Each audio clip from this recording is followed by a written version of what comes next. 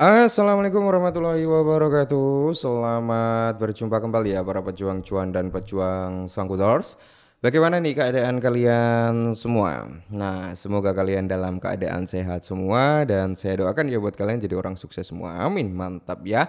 Dan tetap ya kawan-kawan ya, secangkir kopi harus selalu ada buat menemani kesempatan kali ini.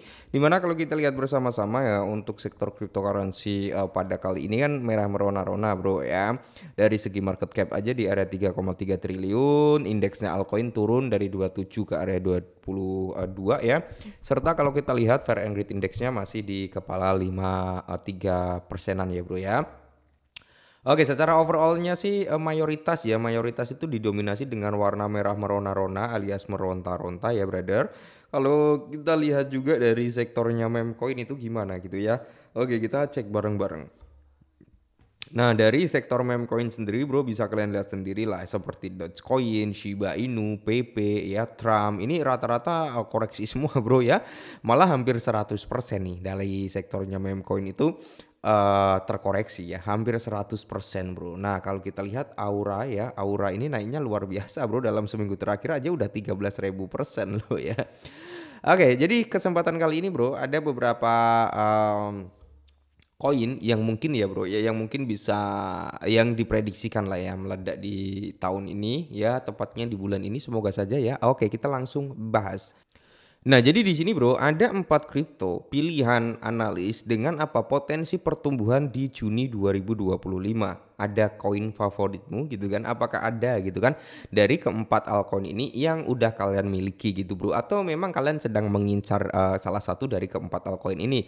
Di mana 4 koin ini diprediksi ya atau dipilih para analis itu berpotensi gitu untuk pertumbuhan di bulan Juni. Oke, semoga ya. Nah, kalau kita lihat bro, yang pertama itu ada Arbitrum atau ARB ya, stabilitas tinggi untuk Ethereum. Nah, jadi kalau kita lihat juga Arbitrum itu menawarkan solusi stabilitas lapis kedua untuk apa Ethereum yang bertujuan untuk mengurangi biaya gas tinggi dan kemacetan di jaringan Ethereum tentunya. Nah, dengan kerangka kerja Orbit yang baru, Arbitrum memungkinkan pengembang untuk meluncurkan rantai khusus yang memanfaatkan keamanan Arbitrum.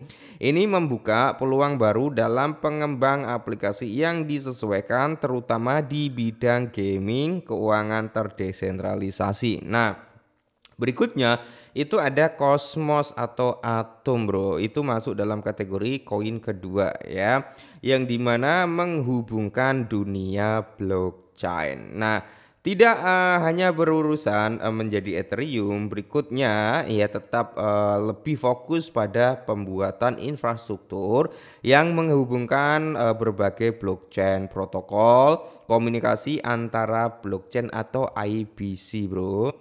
Adapun beberapa kelebihan daripada Cosmos atau Atom ini bro, yaitu interoperabilitas antar blockchain. Ya, jadi Cosmos itu dirancang gitu kan sebagai Internet of Blockchain. Jadi ini memungkinkan berbagai blockchain untuk berkomunikasi dan bertukar data atau IBC yang kita bahas tadi ya. Jadi bisa menghubungkan antara Ethereum dan Bitcoin dan blockchain lainnya lah ya. Tidak terpusat juga pada satu jaringan saja. Terus di sini bro ya, si Cosmos ini juga Tendermint atau BFT juga gitu kan, konsensus cepat dan efisien ya bro ya. Terus ada fitur dari staking dan keamanan daripada jaringan ya kan.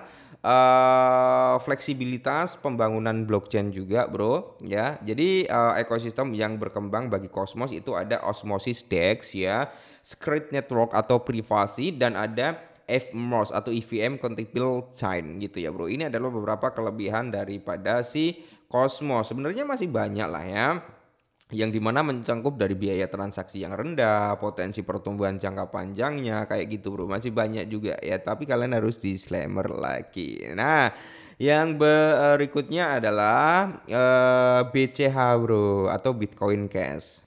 Nah, jadi untuk Bitcoin Cash atau BCH ini bro, jadi ada beberapa kelebihan ya.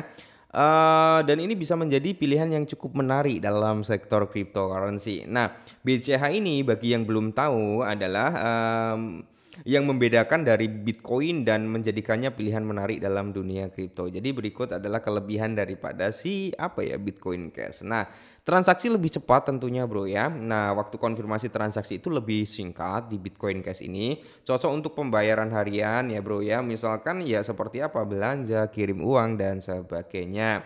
Nah, biaya transaksi lebih murah. Terus ada fokus sebagai uang digital juga ya untuk Bitcoin Cash ini, Bro. Terus desentralisasi dan keamanan yang cukup ketat. Nah, jadi meskipun biayanya rendah gitu kan dan kecepatan bisa ditingkatkan gitu bro. Bitcoin Cash itu tetap mempertahankan dari segi keamanan dan desentralisasinya ya kan, menarik bukan?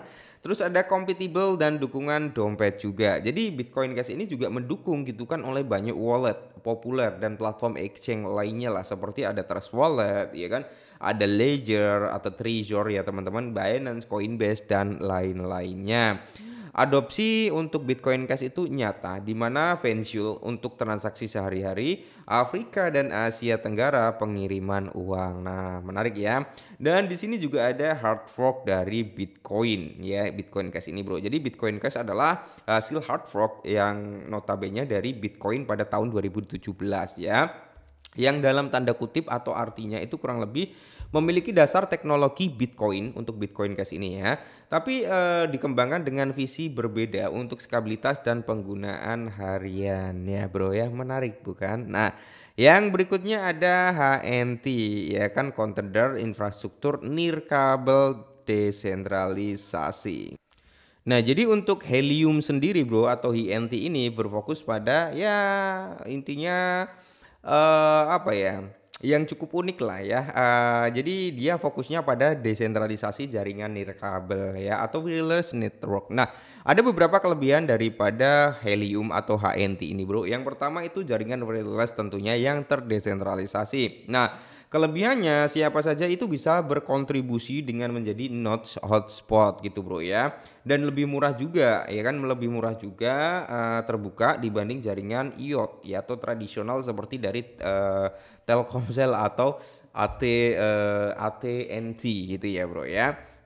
Kelebihan yang berikutnya untuk si Helium ini adalah Proof of Consensus ya atau POC, model konsensus yang cukup unik juga bro ya.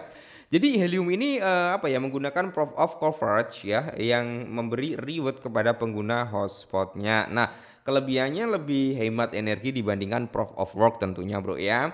Terus dirancang khusus untuk perangkat Internet of Things atau IoT ya. Kelebihan yang ketiga adalah HNT sebagai rewardnya bro. Jadi pengguna yang menyediakan hotspot gitu kan, semisal kalian nyediain hotspot nih, akan menerima token HNT sebagai imbalan. Nah, ini bisa menjadi passive income dari menyediakan sinyal LoRaWAN atau 4G 5G gitu bro ya.